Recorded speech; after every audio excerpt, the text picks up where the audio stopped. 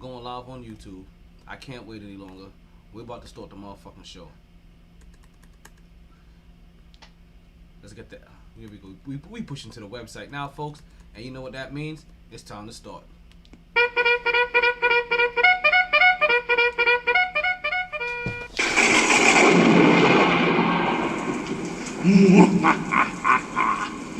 As Metro's Mercury grade approaches, I shall create the illest podcaster known to mankind.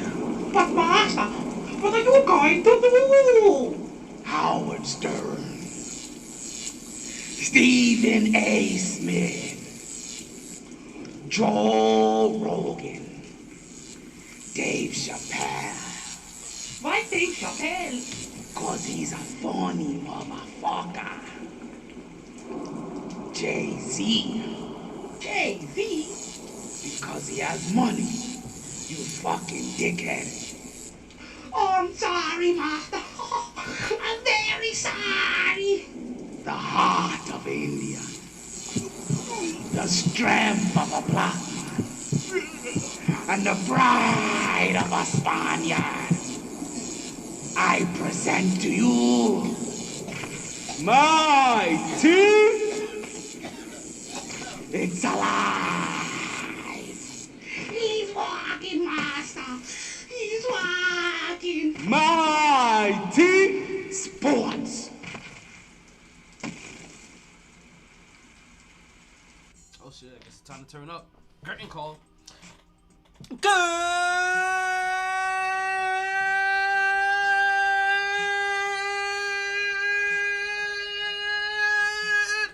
afternoon, and welcome back to another edition of the MyT Sports Podcast. I am your host, the big homie Dallas Taylor, and it is another En Fuego day in the hottest city in the world. Today is April 9th. They told us we was going to have highs of 86, lows of 68, I believe. 86, 68, yeah. Highs of 86, lows of 68. And boy, we got a show for you today. This is season 6. Episode 104, excerpt 297 of the MyT Sports Podcast. We coming up on 300 excerpts really fast, people. And boy, listen. Let me tell you what we got today for you. This is WrestleMania week, so believe it or not, yeah, folks, we got some wrestling to get into today. We know we stay with that Knicks talk. I can already hear you now in the background. Oh shit, I got Chill Will calling up. Yo, what's going on, Will? Yo, free Chill Will. Good, free Chill Will. Yo, you drop takes, don't you? If you're gonna drop them, go ahead and drop them expeditiously. Right. And exactly. Also, because good, you baby. missed it, happy belated birthday. But we did give your birthday shout out on the air though. I ain't my birthday. Your birthday, you had a Damn. birthday somewhere. That was you, right? You did have a birthday, Thanks. right? Thank you. I don't think I got no birthday. You ain't had no I'll birthday? take it though. That wasn't you? I swear to God, It might have been me, but my shit would be wrong. I never put my real birthday on, like if it's on social media. Okay. I Right, grabbed my right. shit from social media. My birthday June 5th. Yeah, definitely. Yeah, okay, so. Yeah, I probably put like May 31st or something like that. April 31st. Oh yeah, we was over here giving you a birthday shout out on the podcast and shit. That's love though, man. That's love. This was How That's you been, good. B? How you been? You actually shit. Before we start, cause I just started the podcast. Before we get into it, right? I have to do this real quick. Because before we start the podcast officially, we gonna have to take a moment of silence. You know what I mean? And say rest in peace and play those horns for DMX because it went from 12 hours ago it was a hoax that he was dead to now it's official. Rest in peace. It's a long time rap legend. If he would have stopped rapping after his third album, he probably would have been considered one of the greatest, and that is DMX. Go ahead and play those horns.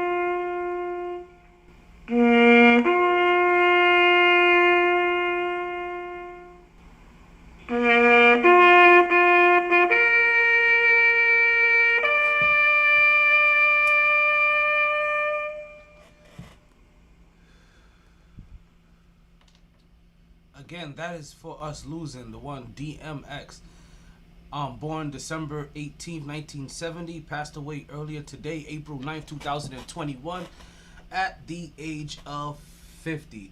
Where my dogs at? We right here, dog. Shout out to one of the GOATs in the game. Okay, we're good now, Will.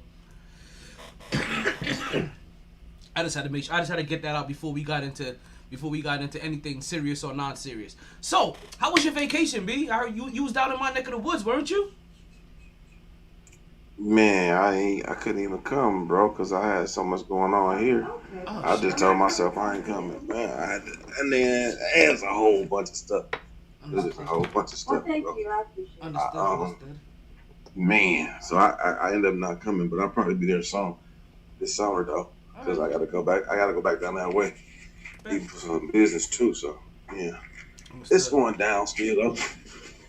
The homies went though. They had a decent time, but one homies that be there always. You know, you always got that one friend that you can't go out nowhere with because he just you know. You just can't take him nowhere, like, cause he ain't never happy. He is always something wrong. So gotcha. Yeah, like what you want to do? If everything corny, what you want to do? And they don't have nothing. You know what I'm saying? And then they don't have no real idea what they want to do. It's just, you know, that's how it be with the hood cats. Understood. So let's get into DMX a little bit. Let's talk about, because I'm pretty sure, we from the same era. We both grew up listening to DMX. Mm-hmm. Like I remember when this Yonkers cat came out. He from Mount Vernon, right? But I remember when like he came out as that Yonkers dude, and he came out with that same circle, like that time when like Jay-Z was popping. Like Nas already had been in the game for a while, but he was popping. Ja Rule didn't exist yet. Not quite. Like, you know what I mean? Like before he tried to steal DMX's style and run with that shit. But man, DMX, like, they used to talk about DMX and just his skill as a rapper, like how he used to eat motherfuckers up like in the freestyle circuits all the goddamn time. I remember that shit. Like all those battles that they used to have back in the day. But his drug issues, like it's sad because his drug issues is something that we've known about probably since damn near the beginning of his career. Like, so much so, like, I think, like, even after his career had, like, fizzled out a little bit, he had this intervention with, like, his eldest son. It's on TV. Like, in case you guys know what I'm talking about. He had, like, this weird intervention with one of his eldest sons. And his son was like, yo, I really want to have a relationship with you, like now as a man, but I'm going to need you to give up these drugs. And DMX was like, I can't give up these drugs. These drugs is what helped me make my music. He was, and his son was like, yo, it's either me or the drugs. And he was like, I wasn't in your life before, little nigga. I don't gotta miss you now. And was gone. Like, yo. So like this is the depth.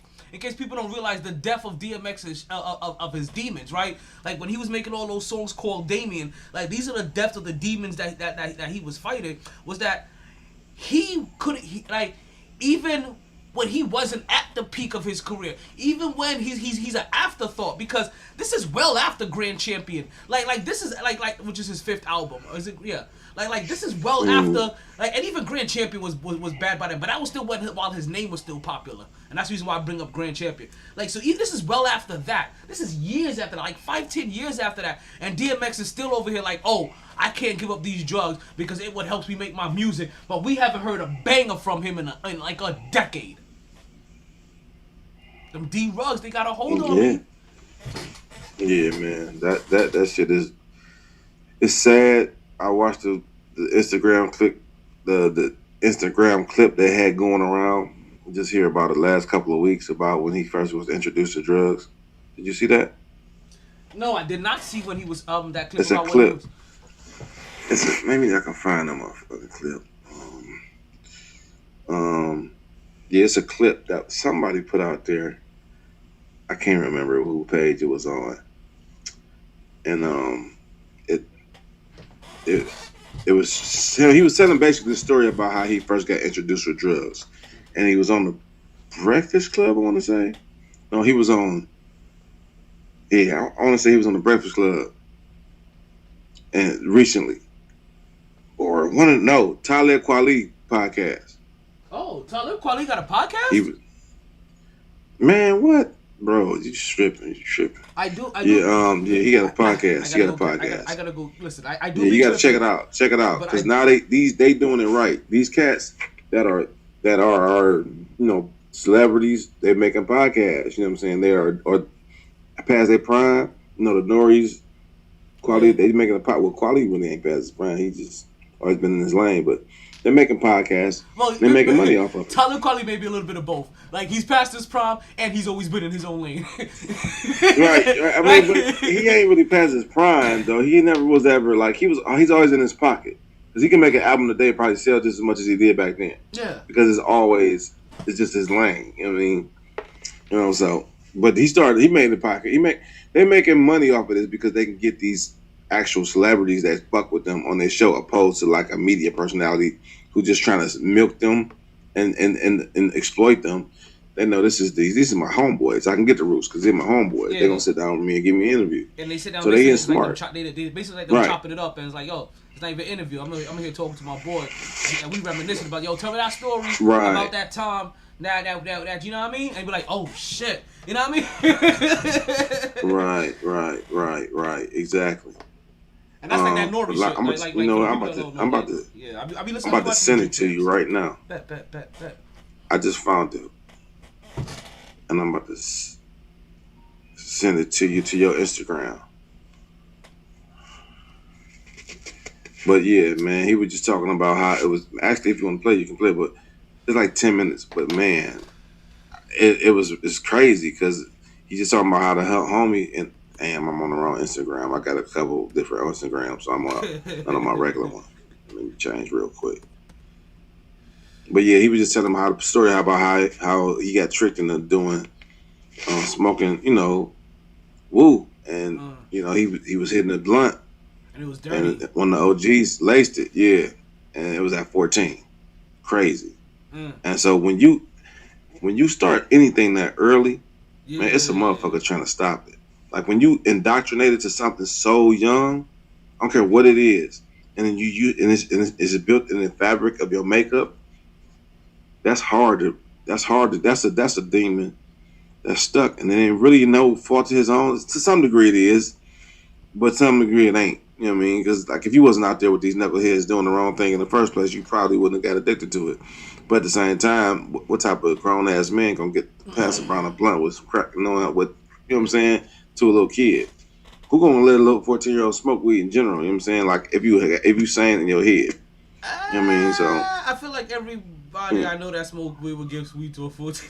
Well, I shouldn't say everybody. I'm talking about like back then. Like now it's different. The whole ideology behind weed is different. See, no, this isn't like in the 80s now because. In the 80s, I feel like people will still give us weed back then at 14 up until now. Now it's just a little bit more accepted, like because I feel like everybody was offered weed on the low by one of their old heads by that age. Right. Well, I mean that's possible, but anyway, it's typically, you know what I'm saying. If you're a grown up, you're a grown up. Typically, you want to look out. You don't want to get kids on drugs. You know what I'm saying. You ain't gonna be like, let me pass a weed. You know what I mean. It's a 50-50 for me, but. At any rate, it was laced. He was just telling a story. You could just see the anguish in his whole being when he's telling the story, and that was the crazy part, bro. Like that shit was hurtful. It was hurtful to leave him watch, let alone just like think about somebody doing that to a child. But he called it was a gift and a curse in some ways, and man, he a smart dude though. Unequivocally, without a doubt, he's an impressive intellect. He's a great rapper. He was always a great rapper. He wasn't my favorite, but he definitely was. When he first came out, I thought he was gonna be super great, but he tailed off because of the drugs. And you don't never know. That's nothing you know. Like you really don't know these people, what they're going through, what type of demons they have. So when people disappear, you don't know if they're in rehab or they just got family problems. You don't know. So you just gotta pray for them, man.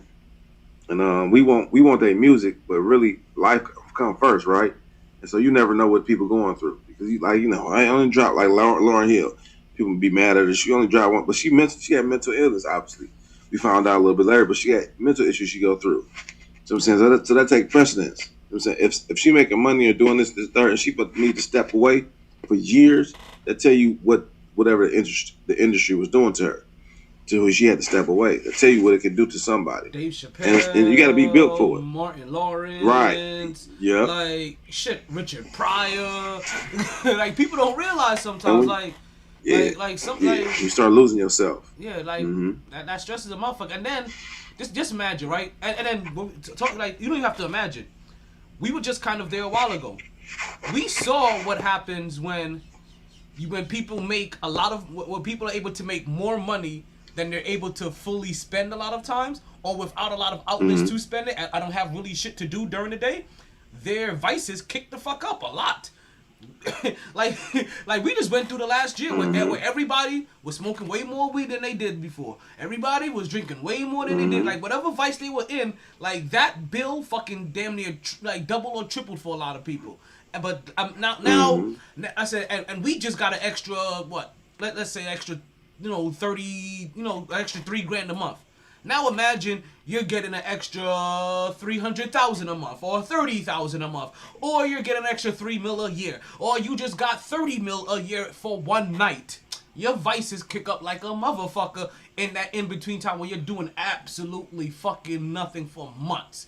Cause they don't, like some people don't realize like that life is a lot of nothing, like it's a lot of unless they're, and then when you are doing something, it's a show here, an interview here, somebody talking to you here, somebody trying to find something from you here. You know what I mean? It's always somebody.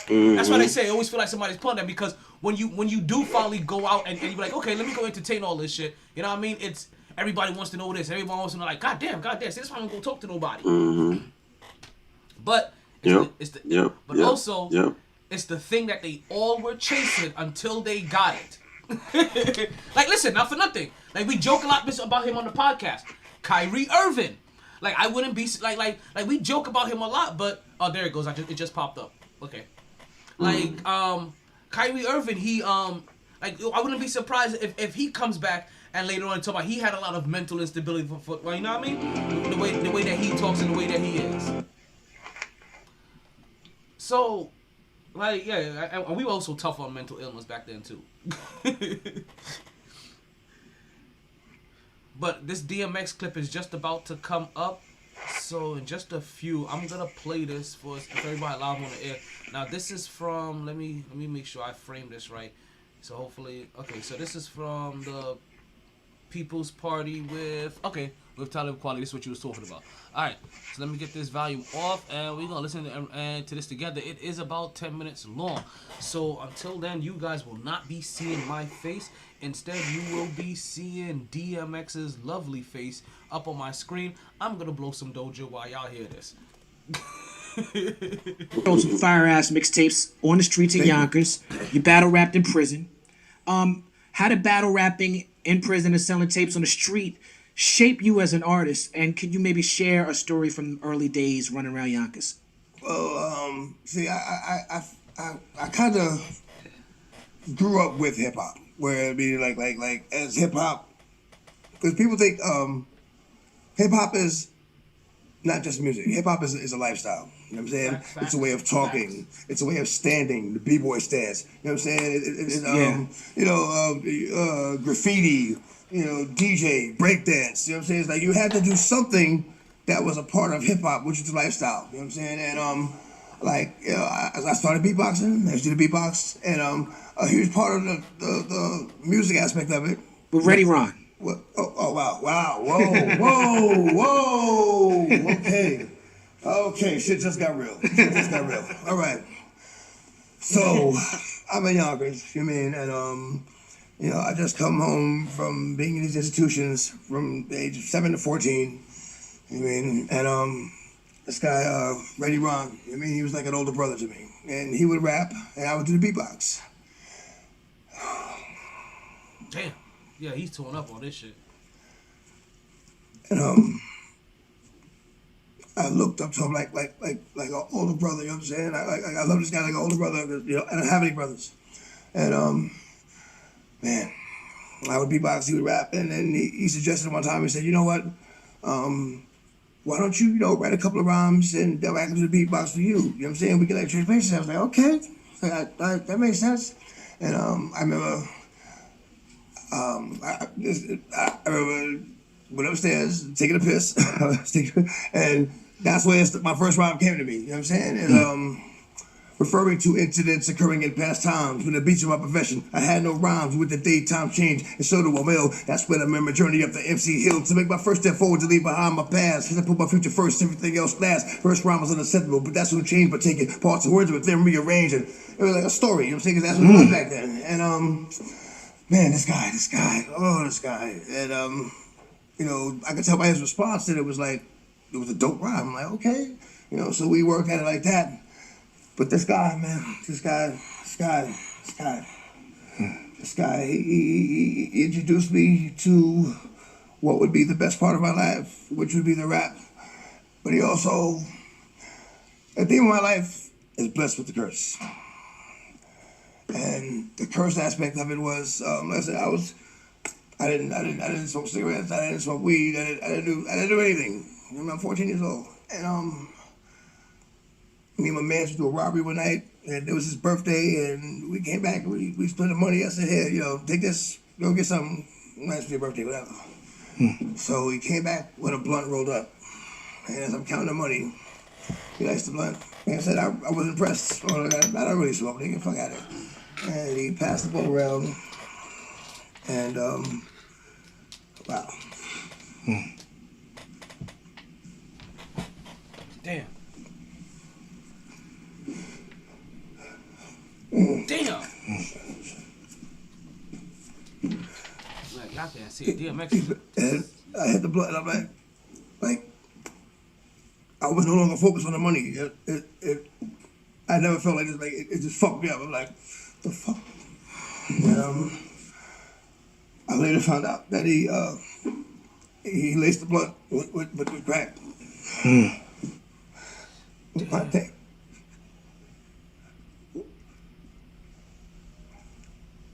Why would you do that to a child? Correct. And this nigga like 30, you know what I'm saying? And he knew how I looked up to him. Yeah. He knew how I looked up to him, you know what I'm saying? And why would you do that to somebody who looks up to you like this? You know what I mean? Take your time, brother.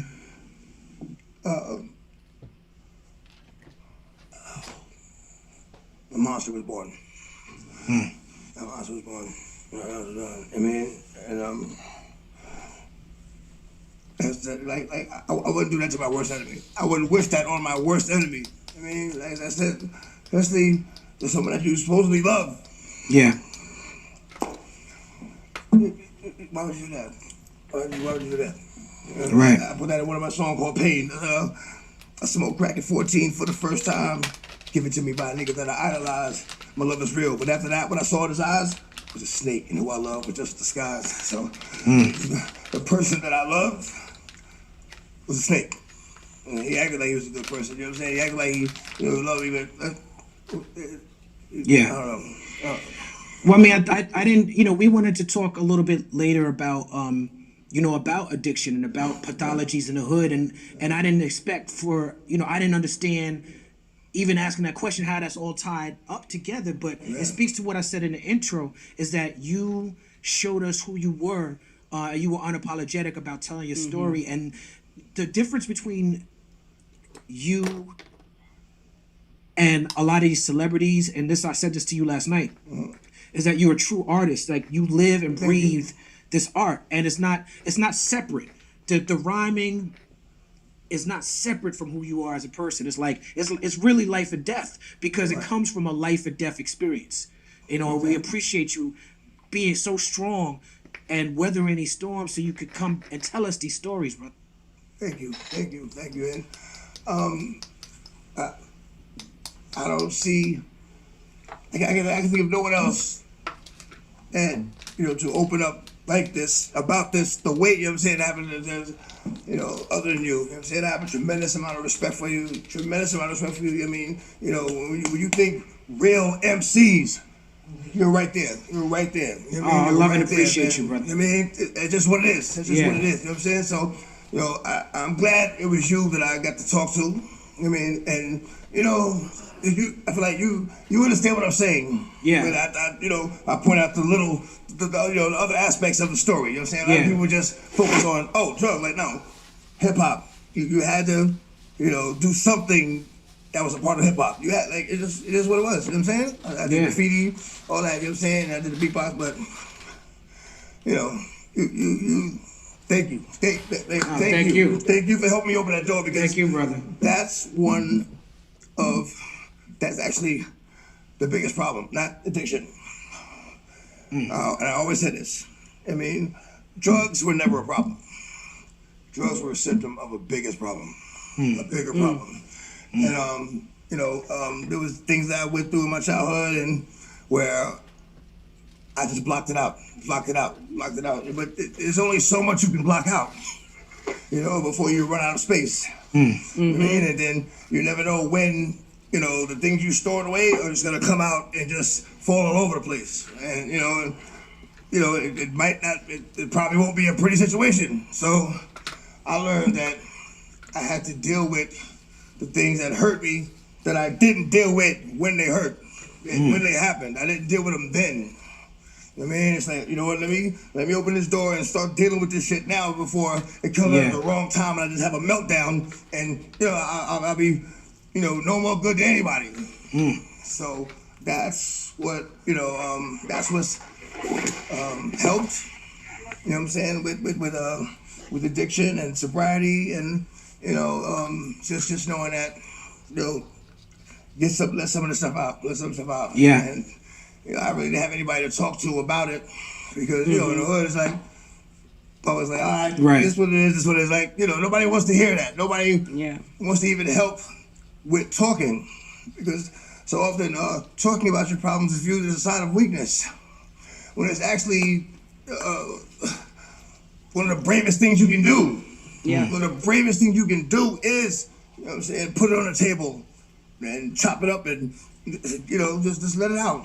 It has to be to the right person. It has to be with the right person. I think that I'm happy that the stigma for talking about mental health is not being considered weak because it's actually very strong because it takes a lot of courage for you to be able to talk about what's going on and when somebody asks you how your day is going and you not just say fine, but you actually let them know what's going on in your life so that either they can help you out or sometimes just speaking it out to another person can be what you need in order to move on to the next level. That's right. Yes. Yeah. True strength. You know, it just comes with, you know, understanding that there is a problem or understanding that there were things that, and, you know, when I started to store these things away at such a young age, it was a blessing. I look at it as a blessing. It was you know, a gift that God gave me to, you know, get past a difficult situation, you know, without having it just like, you know, have me lose my mind up in here. Up in here. That's right. Yeah, gonna make me go like yeah. Alright. So that was the interview where DMX told about the first time that he was introduced to drugs. And damn, that shit was deep as fuck. I ain't gonna lie. Like, I saw that shit, that motherfucker was choking the fuck up. Like, I don't know if you guys heard that. I was able to tell by how he was listening. But yeah, he was really choked up. Go check that out. It's the, let me make sure. Damn, I gotta. Private party. Something. It's Talib Kweli podcast. His shit is dope too. He got all the good. He's probably IQ, damn near Gene's IQ type dude. You know what I'm saying? Yeah, that's like I'm really interested to listen to his podcast because, like, based off like the kind of rhymes that he does and the space that he rhymes in, I would be real interested to listen. Like, also, I remember my first interest in Talib Kweli, and I shouldn't even say my first interest in him, but when I was first like, I definitely got to go buy his album, and it was one year. I remember, I think it was in the Source used to do this shit, and it was the Sleeper of the Year award that they used to give out or some shit like that. Sleeper Artist of the Year they did, and one year was Talib Kweli, right? And I remember that, and that shit stood out to me. And I remember, but I didn't buy his album then. I didn't buy his album then at all. It was the next year when that same award came out, and he was the Sleeper Artist of the Year again. I was like, if you sleep on an artist twice, you just narcoleptic. Let me go out and get these niggas' albums. Like, you can't sleep on somebody twice. So once I saw that, that's when I started getting on Talib Kweli. And I listened, I was like, yeah, I fucks with it. I was one of the only people that was fucking with him in Germany. Yeah, well, for me, like, yeah, I was in the military too when all that came out. But initially, he had some shits beforehand, but when Black Star came out, it's just when it kind of blew up because it was Black Star is just such a legendary album. Yeah. Like that shit is really, for me, it's probably a top 3 album possibly. It's definitely top 5. It gets hard when you start thinking. I'm not gonna lie. Yeah, quality is dope, bro. I know it's dope as fuck, but it's not one of those. You know how you revisit albums a lot? It's not an album that I've revisited back a lot. Which one, Black Star? Yeah. So, but I know what you mean. Like, no, that shit is dope as fuck. Like, but I just don't revisit. Yeah, for me, I've revisited like whether it's Brown Skin Lady, whether it's there's about 3-4 songs I love that. Man, I like most of my favorite out of them. Most is, but Talib is, he learned, he found his lane, man. He get respect as a real rapper. And when Jay-Z is shouting you out Jay-Z don't shout nobody out. Yeah, I remember he shouts you out, you know what I'm saying, in your rhyme, and this was a while ago, you know what I'm saying? But I'm trying to remember though. I can't remember. I'm trying to remember who did it first. Who shouted out who first? Because basically they have kind of, I don't know if you heard it, but they both have similar lines. Because Jay-Z goes, he said lyrically, if lyrics soul, what he goes, what the fuck did Jay-Z say? Lyrically, I'd be like Talib Kweli, if lyrics soul, lyrically, I'd be like Talib Kweli, but something don't make sense. I know what you're talking about. Yeah, but he said, but since, but Talib Kweli's line, like, he was like, truth be told, if lyrics sold, I'd be as rich and famous as Jay-Z. Mm-hmm. You know what I mean? Mm-hmm. I remember, but they basically came out. Those two lines came out within the same year of each other. So it's like I just can't remember if Talib put on his album first and then Jay-Z paid the homage and put it on his album, or Jay-Z put on his album and then later on that same year Talib Kweli had put on his album. But you're right. Like they played that little. But I see, ain't so funny because you talk about the Jay-Z one, but nobody talks about the Talib Kweli line because they ain't hear it. Because it's Jay-Z. It's right, because they can't hear you. It's Jay-Z. Well, that's what I say. It's big when Jay-Z shouts you out because Jay-Z don't name drop. He don't do that on purpose. He don't even gonna battle you unless you already got a name. He not even gonna mention your name if you say something to him. Like he not gonna give you none of that. Yeah. And so for him to shout out Talib on the humble, it kind of that put Talib on, you know what I'm saying? And for real. You know, it's funny. Like I didn't even realize that's what put him on because once again, I'm already in this space. I mean, he was already on, but like when he started getting he kind of like people started in the mainstream started like, who is Talib Kweli? They really didn't even know how to say his name. When you first look at the name, you don't even know what it is, but you listen to the album, you'll know how to say his name. But overall, people didn't know how to pronounce his name for a long time. Like I remember him getting introduced on certain shit, and they really fucking up his name. You know who I call Talib Kweli, even though it's not his name?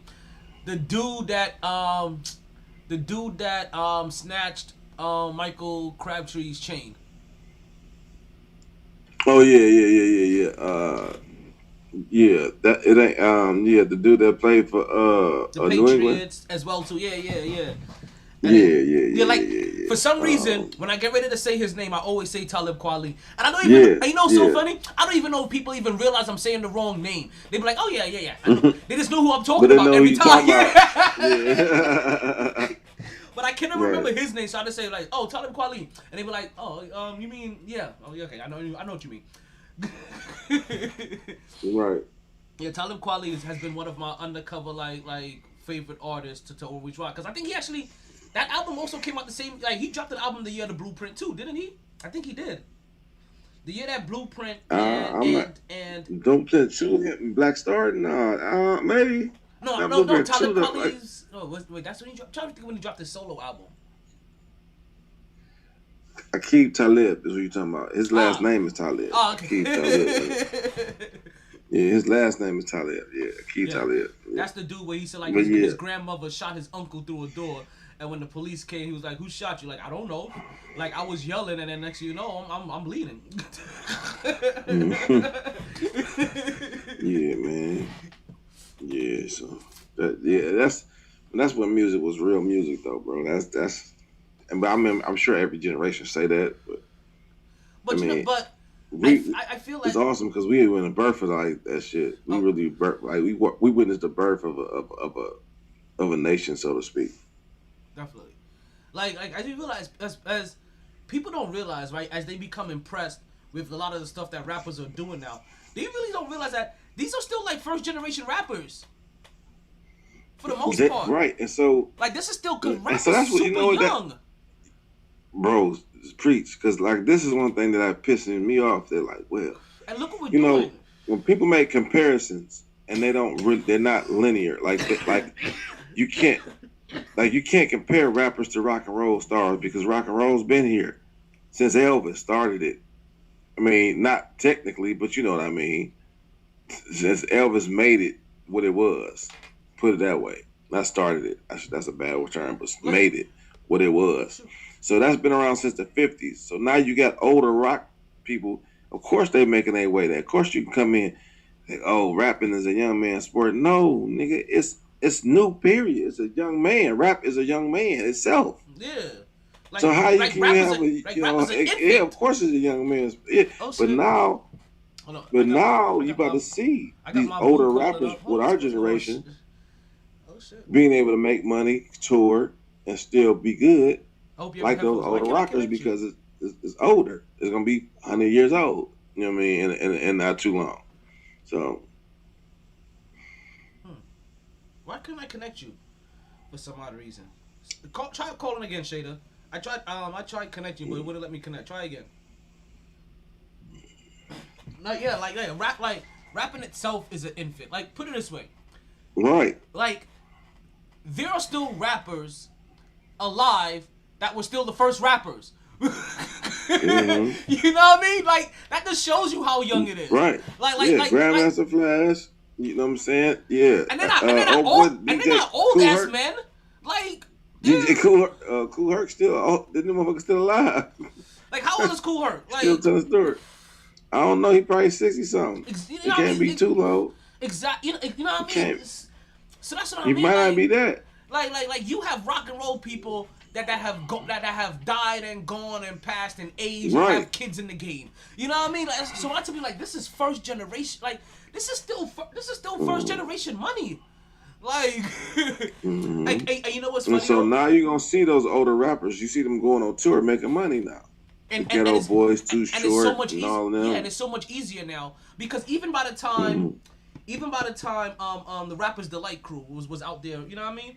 And they were out like they're out there making tour. They didn't have the advantage that what Jay-Z has now, where you have all of this streaming money now. You know, like people don't realize what streaming money did to change the game because Michael Jackson used to sell 30 million, right? And that was a bad record sale. 30 million. If rappers went 3 times platinum, that was successful. You realize 30 million is 30 times platinum, people. Let's let you guys know.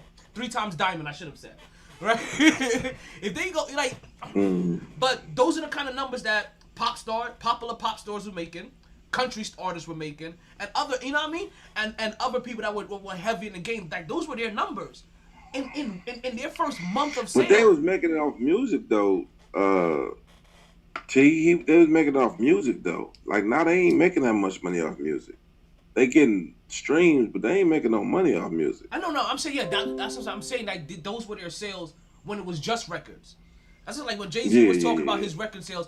Like, I remember when when Volume 3 came out, and I think it went like triple platinum, like dumb early. Like that was and I remember like it was a big deal in rap. But I remember when I finally went researching the billboards, and then I realized like, wait, triple platinum. I realized like you country artists and popular pop, like for how popular Jay-Z was, right? And how like is what I'm saying. It's what I'm comparing it to. For how popular Jay-Z was. If Jay-Z was Michael Jackson or Britney Spears or Shania Twain at that time or Garth Brooks at that time, triple platinum would have been a bad day. That would have been a bad album. Like, damn, you got to do better. We're expecting you to at least go diamond. Minimum. Like I told you, Michael Jackson did $30 million on an album, and that was a bad album. They were expecting him to go 50, 60, 70. Like, that's how like when they talk about iconic, like some people don't realize, like, let's change gears again. Talk about iconic, and they talk about how iconic Michael Jackson was, and this is before social media and everything else. That's how iconic he was, that when he did album sales, they was expecting 50 million sales from him.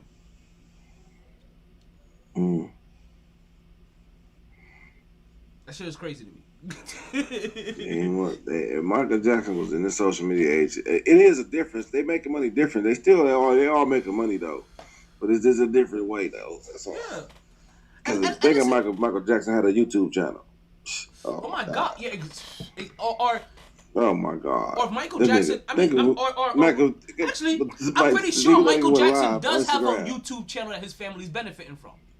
But no. I'm thinking about if actual Michael Jackson went live on Instagram. Oh my God, it would be ridiculous. It like, oh my God, you know what? I'm glad you said that. Man, listen, I was just in Justin Bieber's live. I know that sounds crazy. I fuck with Justin Bieber, though, but I follow him. It's okay. I know I popped on it. He had 75,000, 75 million or something like ridiculous. 75,000, 75K in his live.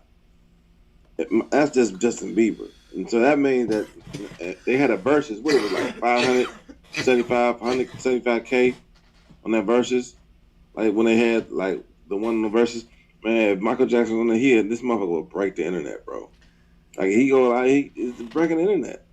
It's funny how we talk about like so it's crazy. Like legends versus non-legends. On Wednesday's show, we played something on the air that time too.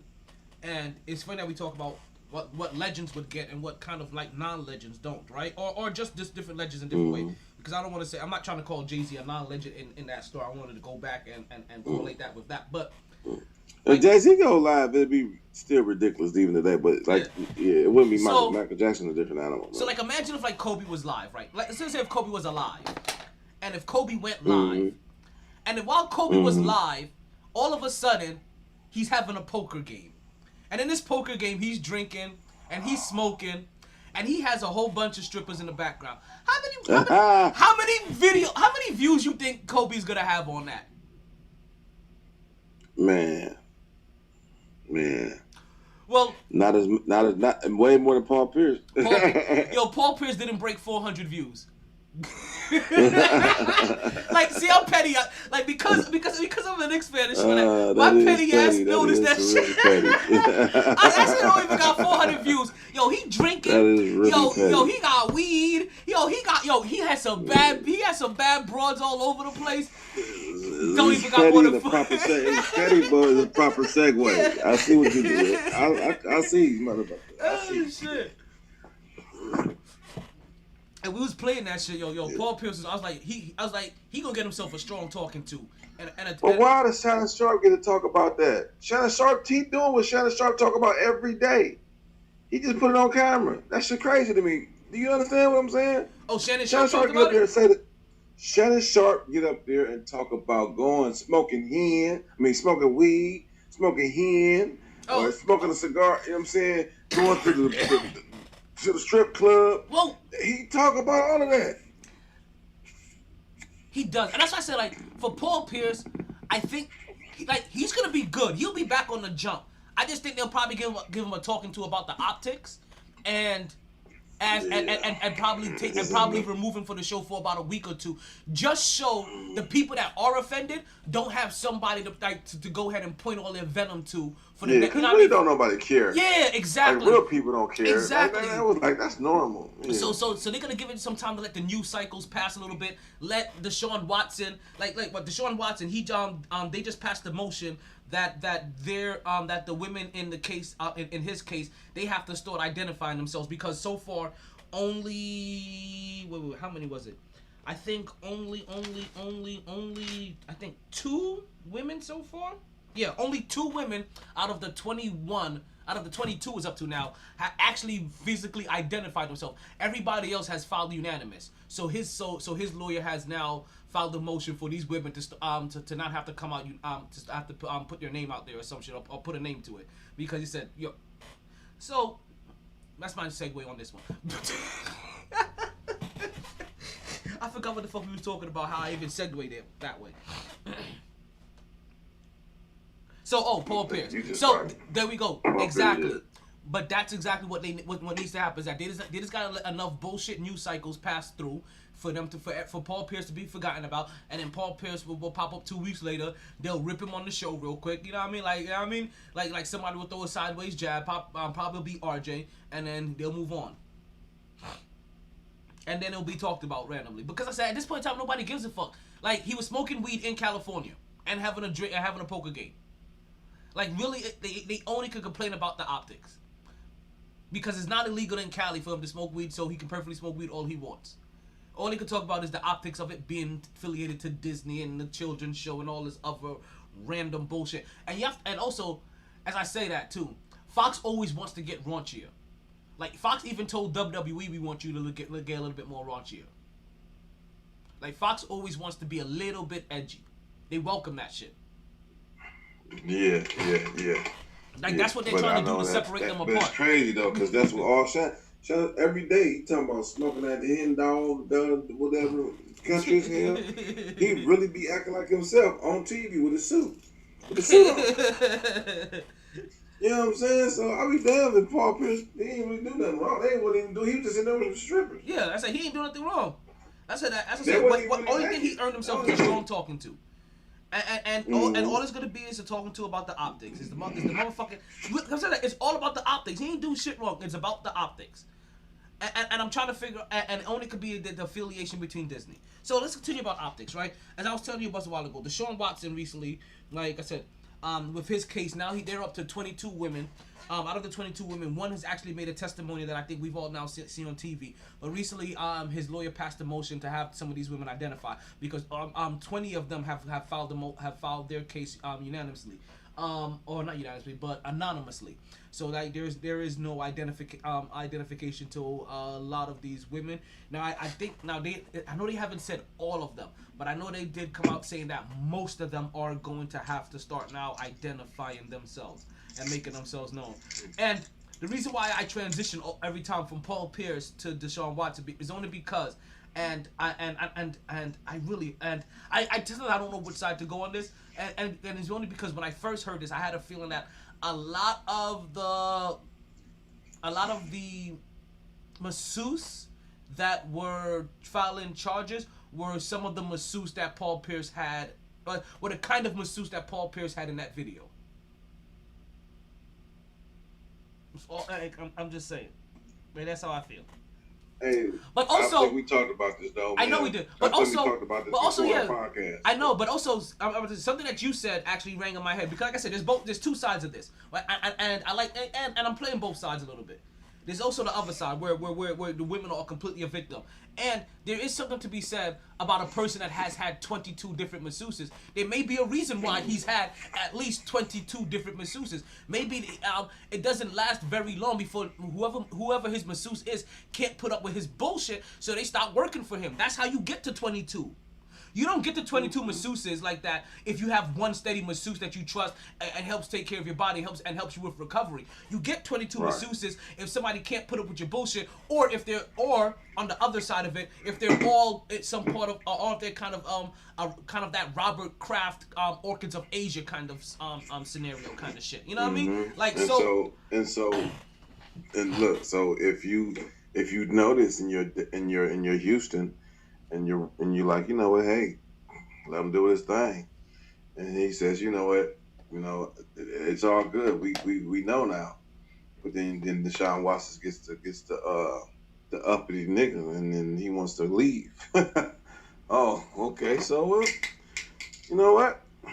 Let everybody know what's going on. Like everybody, yeah, cause like everybody thinks he's this great guy. Like, so it's even one of two things. Either he has 22 complaints on him from masseuses that he's harassed, or these are 22 escorts he's used. Either way, it's gonna be a shit on his character. And it's already affecting him to the point where endorsements are dropping him and they're suspending him. So now you'd be like, oh, you want to sit out? You thought you was going to be able to sit out and get that endorsement money. Now you ain't getting shit. And that's different. Nothing. That's different. Cuz. All because he wanted to leave. Different. I'm like, yo, and if honestly, because that's still that underlying thing that we said. If this all came about, that the owner did this all because he wanted to leave. That owner is the biggest piece of shit in the world. Or maybe he's not, because maybe he just helped. He just helped free a bunch of women that was being harassed by him. But he did it out of spite. He ain't doing it because he cared about these women. I mean, regardless of how he did it, he did it out of spite. I mean, think about it. Typically, them type of guys are pieces of shit. You can't get that rich without being a piece of shit. I mean, there's a rule of thumb. You're pretty much a piece of shit if you're super rich. Pretty much. So, I'm not talking about just a couple million. We talking about these guys that only seem like a billionaires. And so billionaires typically are pieces of shit because they don't give a fuck about anybody else but taking over the world, right? You know what I mean? What we gonna do today, Pinky? Find a way to take over the world. That's exactly what they do. So it's like, all right. We got some breaking news. Hold on. I'm sorry. I got some breaking news. I just got something from Jimmy. We all know Jimmy Crumbs from the jetblackenvironment.com. .com? I thought it was .org. My bad. On the last podcast, you probably switched it up. On the last podcast, I told you guys .org. So this one is actually .com. So, the jetblackenvironment.com. In honor of the late great Aaron Jones' birthday, the Jet Black Network is doing a special live cast tonight, 7:30 p.m. on YouTube. Please spread the word and join as we remember and celebrate the founder of JBE, which is Jet Black Empowerment, Aaron T. Jones. Hashtag each one, reach one, teach one. Yes, folks, I'll say that again, folks. Tonight at 7:30 p.m. on their YouTube page, the Jet Black Network is doing a special live cast tonight at 7:30 p.m. Spread the word and join. And if I'm not mistaken, that's going to be 7:30 p.m. Eastern Standard Time. Mm-hmm. We just got that in. I just saw I had a message on Instagram. Yo, Jimmy, hold on. Let me see if he can. Let me see if he could come on. I'm live right now. Come spread that word.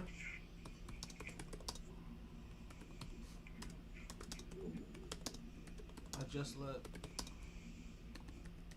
the audience know.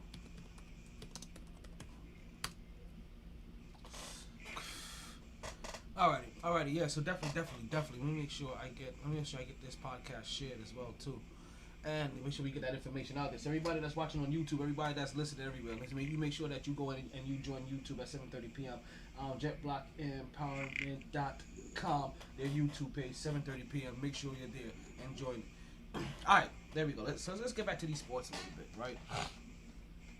What you say now, Deshaun? I know you was talking about Deshaun. I didn't mean to cut you off. I saw that. Like I said, it was breaking news. Oh no! Yeah. That literally just came in. I Like you probably got a similar message in your email too. In your messages probably. Yeah, I was saying it. Yeah, it was a little bit ago, but he probably still out. If you just got it, then he probably still sending them out then. Yeah. Cause I got mine about like almost an hour ago. But he probably still sending them out. So he probably will come on again. But if he's trying to get that word out, then I don't know. Yeah, so 7. But for the most part, okay, yeah, Google. I was saying that if you're an owner, man, you more likely you probably realm into a piece of shit realm. So you're right. If you was covering it up, okay, Google. So either way, I ain't think about that because either way you'd be a piece of shit. Go to the Jet You all right? So you covering it up because you got a boy that's a quarterback for you. So you're gonna keep it under wraps. But you really ain't worried about them ladies that really are the victims here, and you ain't disciplining him. But now that he want to go, now you want to throw him under the bus, and so either way, it's based in fucked upness. Yeah, he did it out of spite, like, cause he had no good intentions of it. Because if he knew all this before, then they should have been they should have been doing this at girl number 10. But that's business, though. That's business, though. True. Think about it. That's business. Because they don't want to throw their star quarterback underneath the bus because now they don't have no quarterback. Right. But now they about to have no quarterback anyway. Like, that's all I'm like, yo, But regardless of what happens, you weren't going to have a quarterback. See, that's not how it works.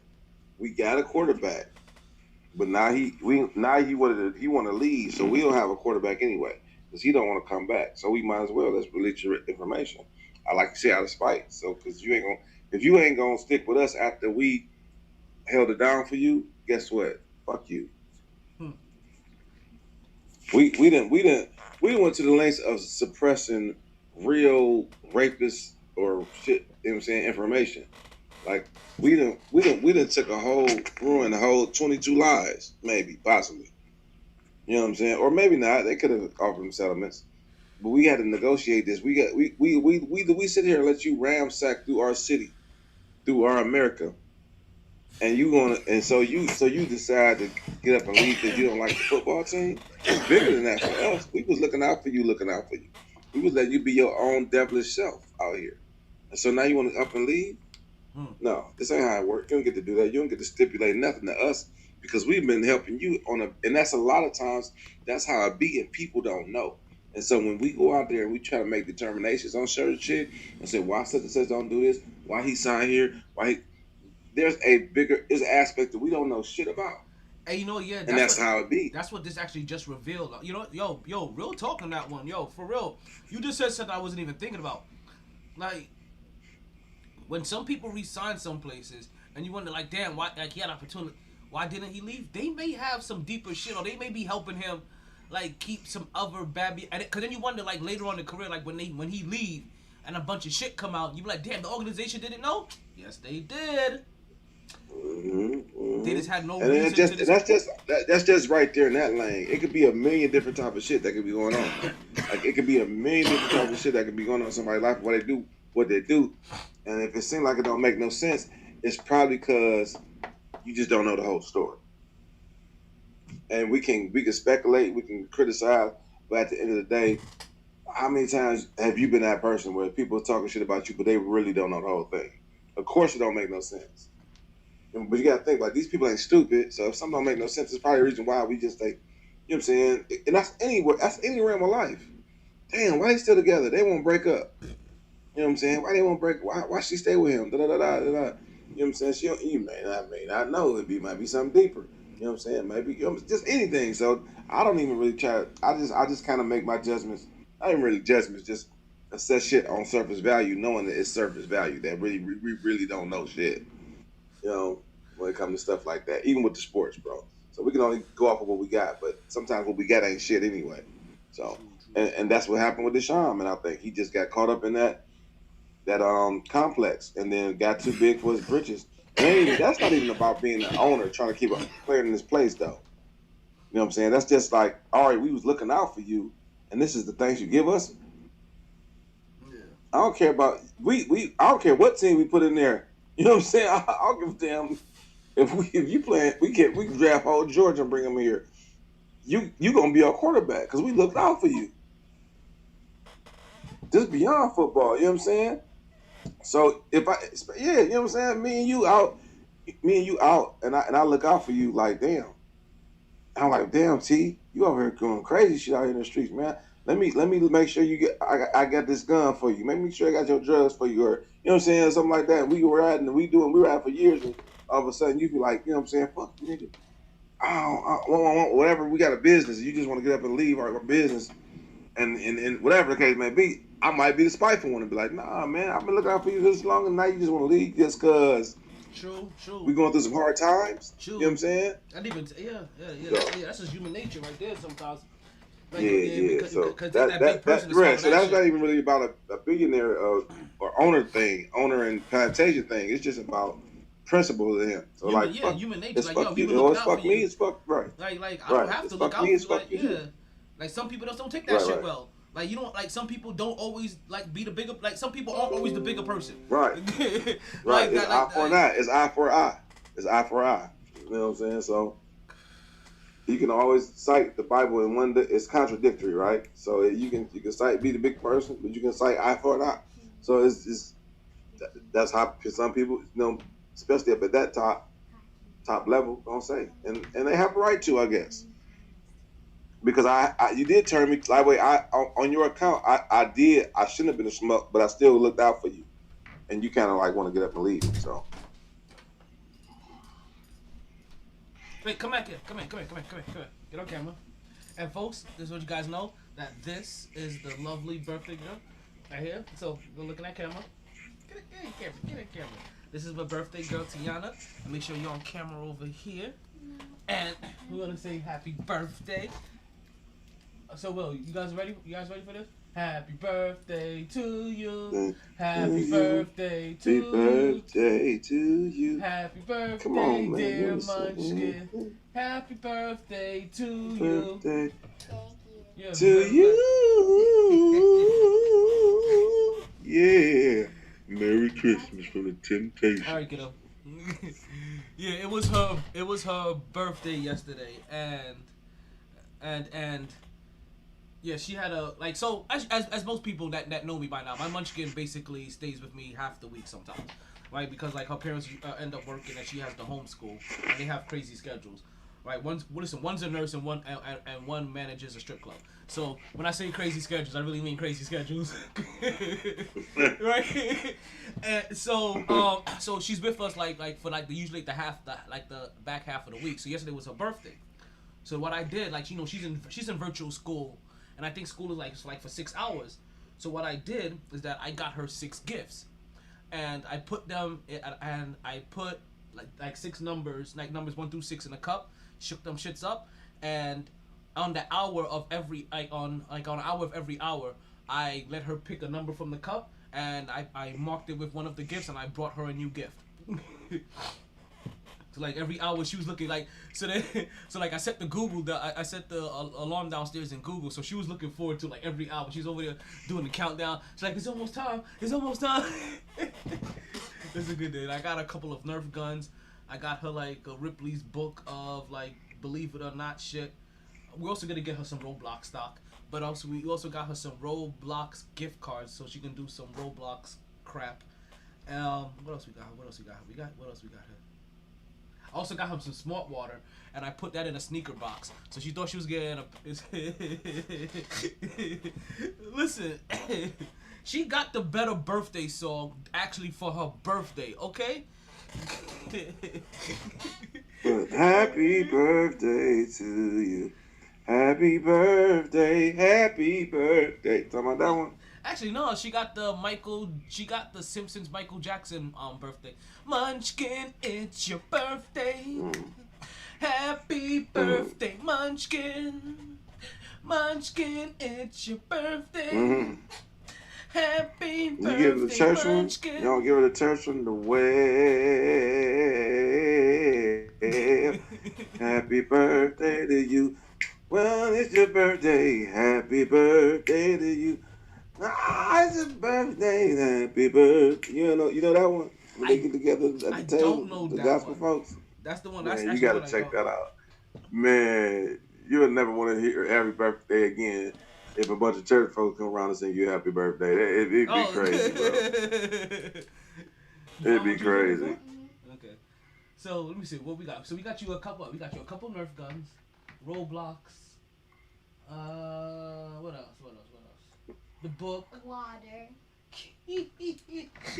Not just water, smart water. Oh my God! Did you do that? I did. Did you do that? I really did. I put it in a sneaker box too. Not just any water. It's got a bow on it, and it's smart water. Yo, it thinks for itself. I put it in a sneaker box. So like she ain't going for it. But she ain't going for it. Already from jump, it's she water. thought so. She thought it was a pair of sneakers, and then she's like, wait a minute. She gave me the look like, man, I can't wait to shoot you with these Nerf guns you got me. I got her an AR and a little pistol. Listen, she needed the smart water for her drip. How you supposed to have drip with no water? You know what I mean? Shit. Want to make sure she got that smart drip. Oh, God. And you know what was so ironic? It was the last gift that she randomly picked, was the water. So she got all of that great shit, right? And she's like, yo, okay, I wonder what this last one is. And you know what I mean? Like, the other ones are toys and his books. The most, yeah. See, that's where you messed up. This should teach you a lesson. Yo, it was good for me. In my head, it couldn't have worked any better. Like, listen, like, for her to get that one last, like, that actually helped, listen, that actually worked, because you got all of that great shit, and, like, the very last one, wah, wah, wah. Yeah. But that's why, that's why your mom, that's why women do stuff like this, man. You can't, dads will fuck it up every time. You know what I'm saying? Men will fuck it up every time. That's why women do stuff like this. Cause in Christmas, who passes out the gifts? Mostly the mom, because they know where the good presents at. Matter of fact, when they put up the tree, they put the good presents in the back. So nobody won't make mistake and open them. You know what I'm saying? So they gonna give out the waters first, and there's a build up. But dads, no, we just go ahead. We just go ahead. And so of course they go to the back to the biggest presents, and they gonna open up the biggest presents first. They don't even want to open up the other ones. And then last Christmas is just ruined because the dad just let it be a free for all.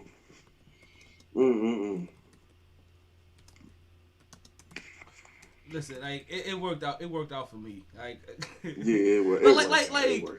Like even like, cause I was like, it's still awesome though. Yeah, cause I was kind of hoping she was gonna get the water first, but then when the water kept on passing, I'm like, yo, if she get this last, how funny will that be?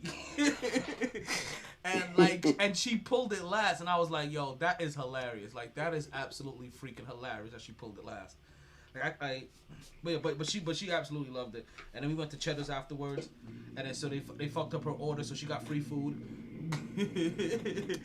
Like I was like, shit, you can't ask for a birthday better than that. You got a ton of gifts and free meal?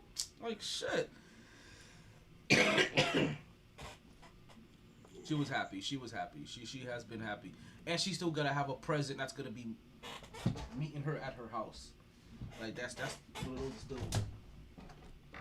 Yeah, I had to make sure she wasn't listening. One of those is still lingering out there in the ether.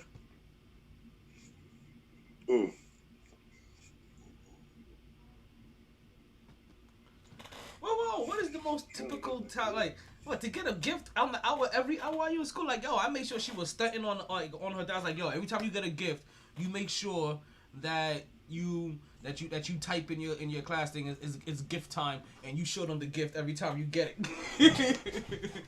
I was like, cause she was in virtual school, so I was telling her every time you get a gift that you make sure that you let your class know that it's time to get a gift, and then you show it to your class when you get it. I had her studying on her class. I was like, you show off. It's your birthday. Like you earn it. Oh, you talking about for the water at the end. Yo, the water was... Yo, I'm telling you what happened. I wasn't even going to get the water, but I was in the checkout line, and I saw the smart water, and I was like, smart water. And, yo, can I also another ironic thing about it, too. She had just finished eating a cup of peanuts. And some peanuts was caught in her throat, and she'd been sitting over there for the last 5-10 minutes. So the water came right on top. Like, yo, out of all of the gifts that she had a use for, she put in the Roblox stuff right away, and she drank the water right away. So it was one of the things that she actually needed. I was like that shit actually came at a necessity point, like in her day. Like I was like, you can't script this shit.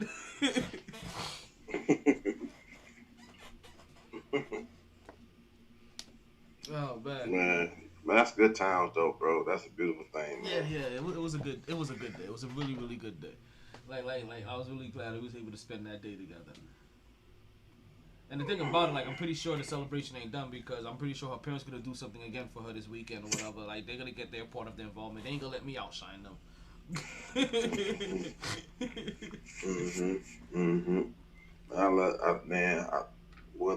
All the munchkins in my life, bro. I love spending time with them, doing stuff with them. Man, I love it. I love it, man. But it's kind of creepy though, because if you like kids, like what you know, you just especially a big black dude, like walking around smiling at little white kids or something like that. Clinch the kid, get over here, get over, Amy. You just want to say, hey, how you doing? Let's look, cute little kid. Nah, they can't.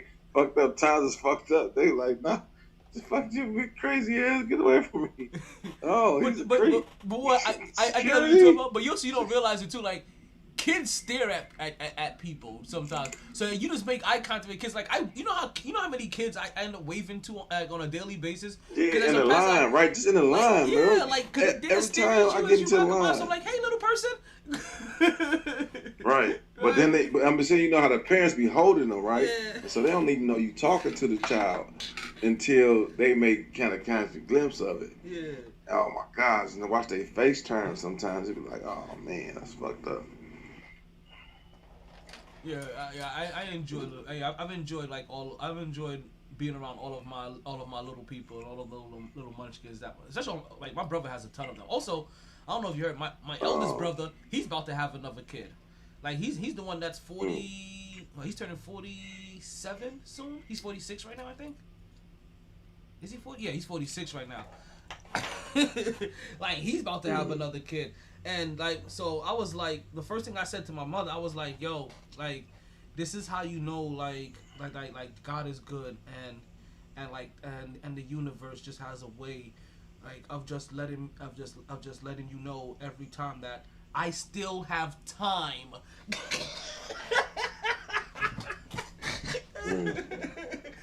There's no rush. I still got time. Listen. Like in about 3 years, I think I may be ready. I think I may be ready like in 3 years. I got this portfolio. I gotta give it undivided attention. I can't give a portfolio undivided attention when I have a kid that is gonna require my undivided attention. Mm-hmm. Like I really have to get this at a point where it gets self-sustainable. Like, but it's something that I just thought of. Like I'm in year one of it is gonna pass this July, and I want to be able to I want to be at least 3 years into. I wanted to get 5 years into for myself, but I got to get 3 years into. I know it's selfish. Man, listen, let me tell you something, bro. It ain't never no perfect time. So I know. It ain't no such thing as having a portfolio together, because something will come up and then your portfolio won't be your portfolio, bro. So just do what you feel. Do when you feel it, man. If it feel right, if you waiting just for that's it, I don't know if that's the right answer, but if it's right, you know it's right. Mainly, you want to have the right situation. That's the main thing as far as personally. Yeah. I ain't finances. Finances is always gonna be you a hustler, so you can get the money. Don't worry about that. That's true. Don't worry about that you got the right baby mama or a wife. Hopefully, that's what you want to worry about, because that's gonna aid. If you got that right there, that's she gonna bring in. It's gonna work. That'll work itself out. I'll tell you. The money and babies ain't really a whole lot. It's when they get 16-ish. So starting now, it's fine. When they get to like college, and you got to pay for college and stuff like that. But by the time you can set her up a fund to where by the time she hit college, it's got $500,000 in there, and it's growing ridiculous. So you good with that? Trust me, bro. You a smart dude. So just make sure that the other shit that that you don't got to go through is there. So you'll be good. Understood. Words don't appreciate it. What happened to my blunt? Yeah, money gonna be nothing. You gonna get to the money, bro. I could have sworn I had a blunt in my hand. What the fuck did I do with my blunt? That's the side effects of that blunt. But sometimes when you sit that blunt down, you cannot find that blunt. I ain't go nowhere though. Right. It's in your hand, bro. It's right there in your hand. I have it now in my hand. No, it's in your hand. I have it now in my hand. I'm looking at you. Because I found it now. Right? But what happened, it wasn't in the ashtray. It was always there. It was there the whole time, bro. No. It was down here. Like, I just found it. I did find it. Listen, It's only because I didn't put it where I should have put it. I was in the ashtray. I put it somewhere else. Right? And so I'm looking, I'm like, where the fuck else could I have put this motherfucker? Like, it's not too many places you can put a lit blunt, you know? Man, listen to me, bro. That don't. You smoke weed, that happened with your keys. That happened with your wallet. So don't give me that shit, bro.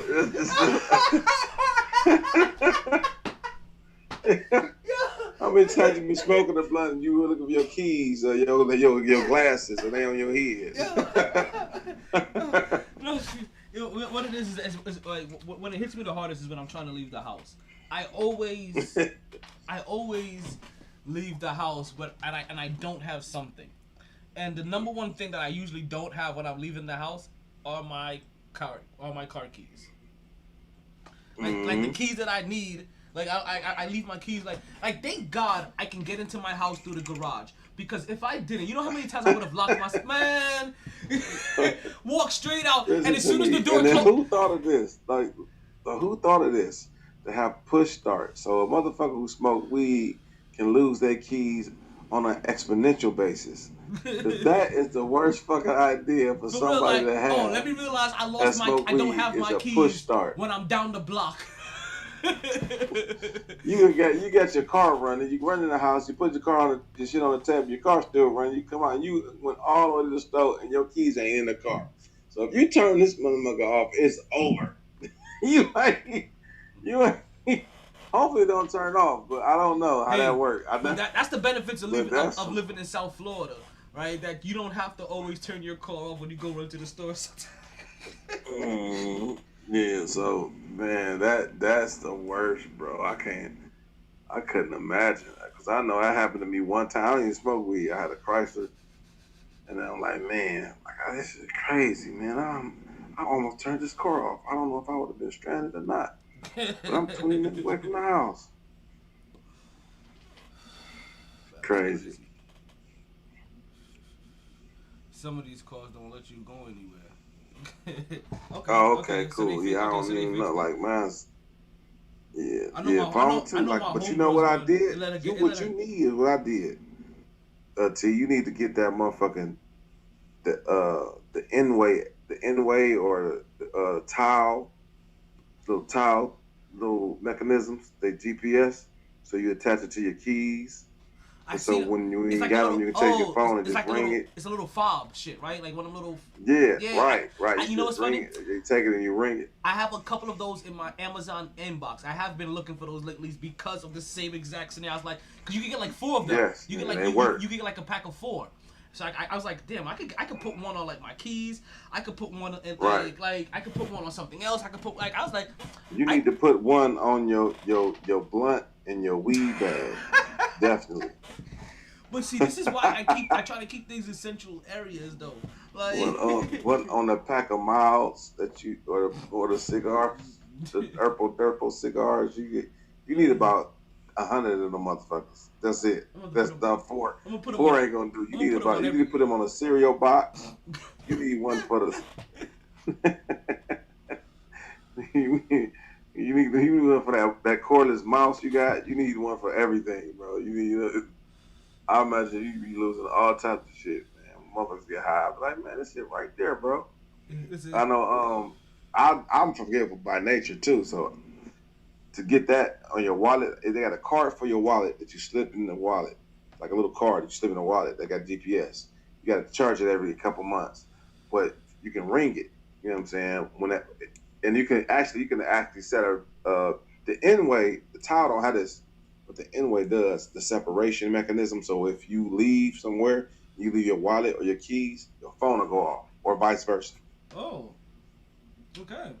And so that's why I got it, because I always leave some shit somewhere. So but the only thing that's irritating as fuck about it, if you just stepping out to run into the store while your car running or something like that, or the house, that motherfucker gonna go off loud as hell. Boom, boom, boom, you know what I'm saying? So that's the only thing just something simple like that gets you every time. And but other than that, man, I'd rather have that than just, and then on top of that, when you do leave it, if it don't go off, a lot of times it has the GPS where you can just say, hey, it's at the Harry Buffalo still. Somebody steal your wallet and they ain't really paying attention. if they got it somewhere, it'll show where it's at. You know what I mean?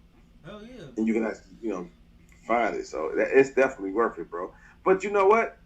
Google do that. Google got its own app that can find your Google. If you got Google Pay, it does the same thing. It can show you where your phone at. Oh, yeah. You can log into Google and actually find your phone. Yeah, I find my Like, in the house. yeah, in the house, I use Google to find my phone all the time.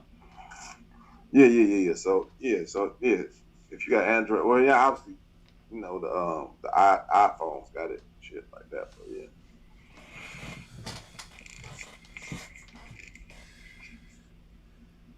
So, I'm gonna ask you something that I wasn't actually even prepared for. It's nowhere. Actually, I do. Actually, I'm gonna ask you something that actually is on my sheet. It's actually something I don't have on my sheet because we've talked about this on the podcast a couple of times, right? At least I know KJ and I have, and I don't know if you've discussed this with us. So I wanted to get your opinion on this, right? And actually, I might ask your opinion on two different things, right?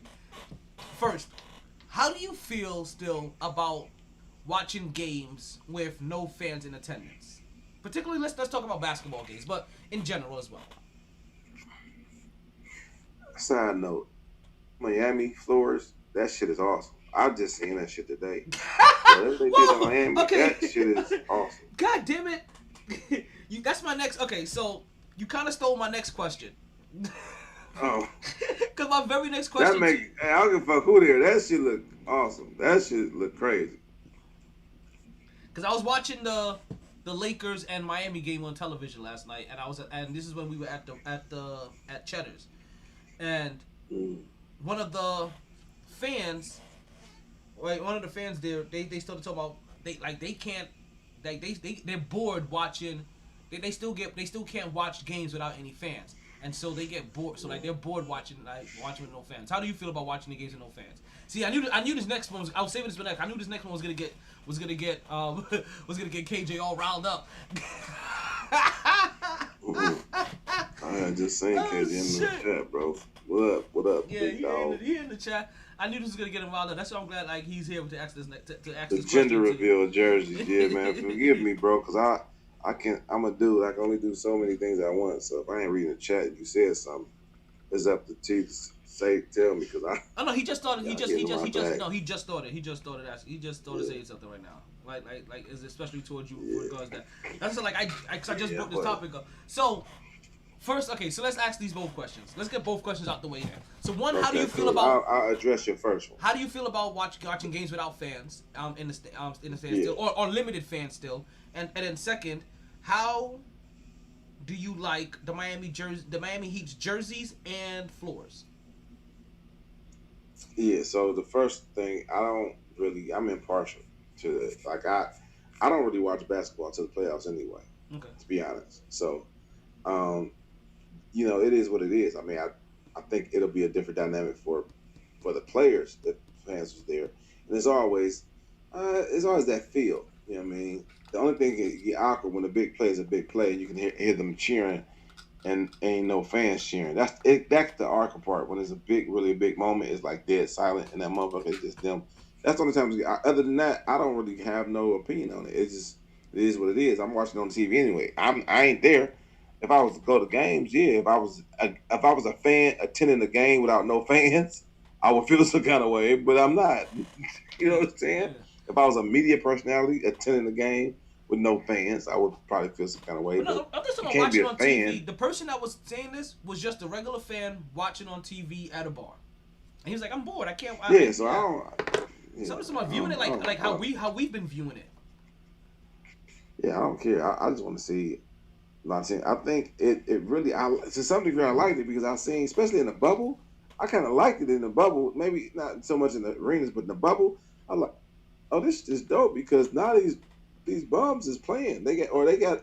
I don't know. They put them in one place where they can do nothing but concentrate on basketball, and so the quality of basketball was much better. But the level they was balling at is much better on a game in, game out basis. So I like that. I loved it. But the Miami Heat floors, man, that shit is awesome, bro. That's not even neon. This is some next level. Like he right. It may be gender reveal. That shit crazy, but overall, that shit jerseys on, man, that shit looks crazy, bro. Like I don't know how they gonna. Like that blue, it remind me of the blue field. Shader, call up. How can you play on that? How can you play on that? It's so distracting. It was cool, but it's distracting. Look like I couldn't hoop on it if I was there. Like, but it's different from watching on TV and actually being on court. But that shit is dope, bro. Because that's another color. That's not just. It's some other type of shit. It's like fuchsia. I know what color it is. Hot turquoise. It's what you see at the baby showers when you have twins or whatnot. That's the colors up in there. Munchkin, so you know when they doing the gender reveal parties. You know, that shit was dope. That shit's dope. I'm not saying it's ass. You know what I'm saying? All I'm saying is if I'm an opposing team, I see a group of grown men step outside with some pink and sky blue jerseys on. You got an advantage. We got an advantage. Because it's gonna bother you, right? It's gonna bother you. That's the advantage. I mean, like I'm supposed to be intimidated. Miami. Checkmate Miami. Home court advantage, just like that blue field. You know what I'm saying? It's just weird. It's just, that Boise Station. That shit is tough. That shit is tough. We talked about we was at the thing. I remember the first time I seen that. But shit. the optics for TV is not that great. Like it's cool, but I still don't want to watch that for 2 hours. I don't want to watch a Boise State game for 2 hours, nor did I would want to watch Miami, but it's still cool. So, it's okay. So I was the question of the fan shit. My bad, because I got to be quick. I got to get back. Oh, go ahead. Okay. But in regards to the fans thing, bro, like it never bothered me from beginning, and it was a good thing that it was basketball that was really the first to really go in. Well, no, WWE and UFC was doing it first, but in terms of like a sport that was four major sports. Yeah, one of the major sports known American and all of that shit. Basketball was the first one to do it. So, but me, a dude that can me, I'm a guy who can literally walk into a gym.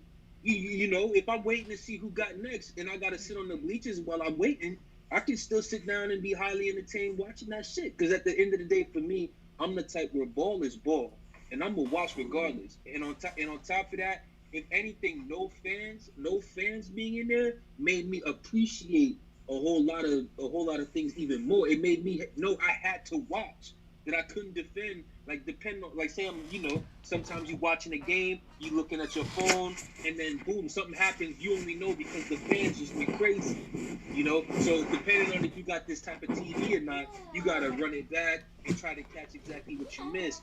You don't have that luxury. You have to sit down and watch and pay attention to what's going on. Same thing with football. Same thing with what else? Baseball as well. Soccer. You have to, it made you sit down and pay attention, and then you know you appreciate the game even more. So like, you know, of course fans are great.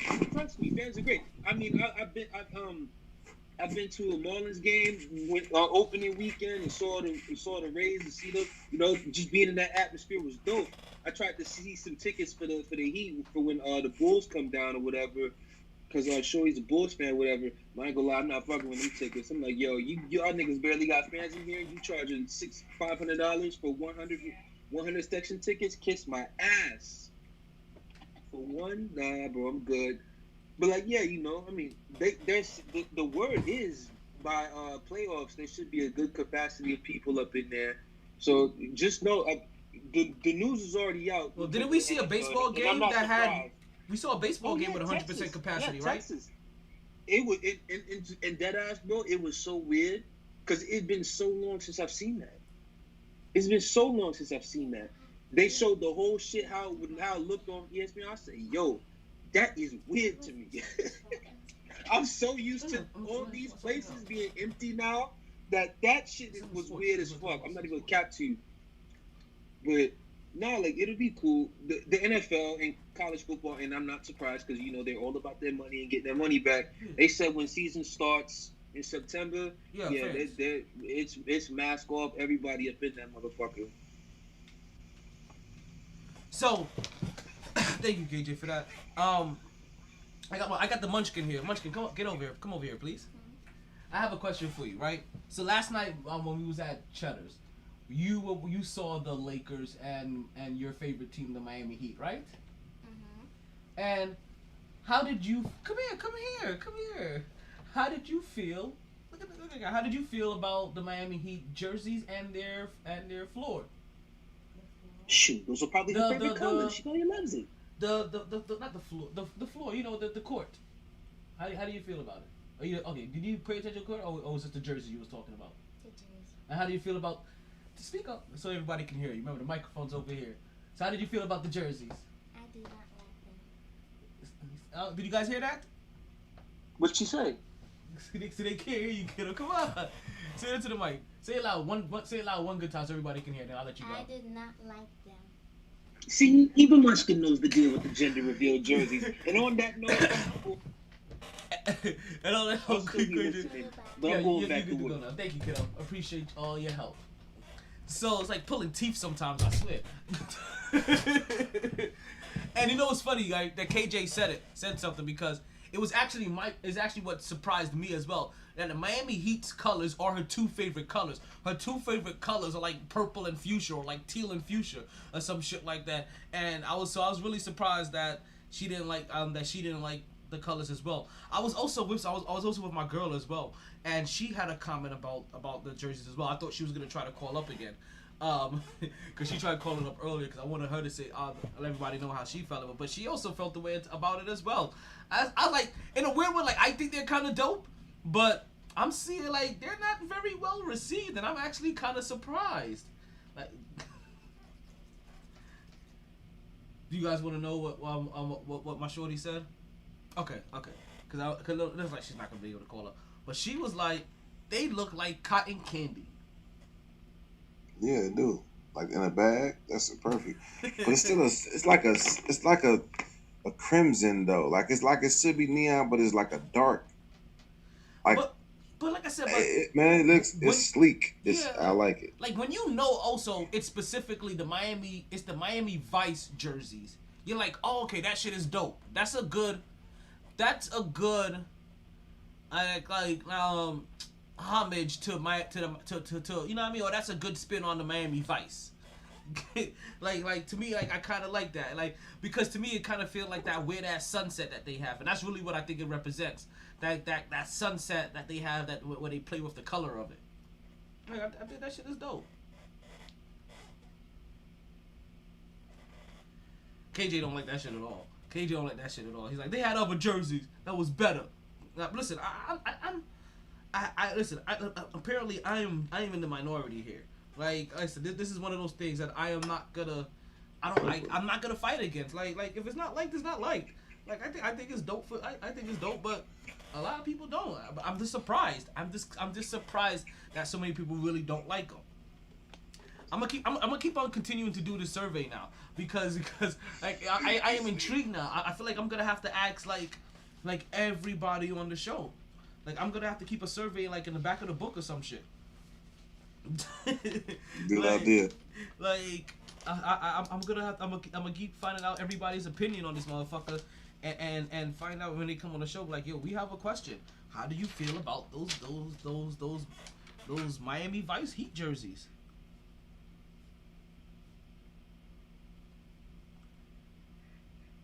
So, let's go. Let me go ahead and transition for a while. Listen, we've been talking for about an hour and 42 minutes. So, you know me, I can't end the show without getting into that Knicks talk. You know I always stay with that Knicks talk. And I don't even have a lot of Knicks talk like lined up for today because what we saw, what I have to talk about, we kind of caught on the end of the podcast. Let me see. They had the black ones with the pink and blue lining, which was hard. KJ still talking about the jerseys, but yeah, those are hard. Those are dope too. See, I knew it. I knew this was gonna be a hot topic. I knew it was gonna be a hot button topic for KJ. Listen, he left work. He was like, "Hold on, fuck this. I am gonna take my 15-minute break right now." That's how much I knew those jerseys bothered him, and I'm glad that he was on the air to talk about. Oh shit! I needed all that energy, but let me go ahead and get into my next talk because The New York Knicks managed to blow another close game recently. There's their record falls to 25-27. That puts them at 17th in the league, 8th in the conference, and 4th in the division. Now they happen to play the Boston Celtics, and I guess the Boston Celtics must have been inspired by Paul Pierce because they were losing that game for a majority of that, for a good portion of the game. The Boston Celtics and the New York Knicks had a tied record at that point.